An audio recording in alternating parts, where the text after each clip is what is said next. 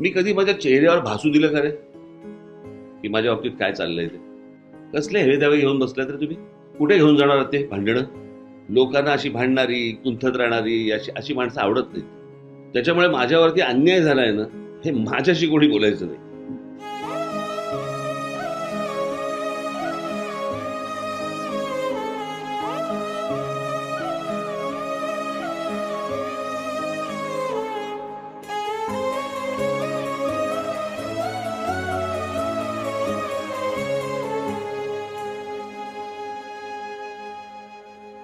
नशिबाच भोग कुणा चुकलं नाही गड्या, पाऊल थकलं नाही गड्या.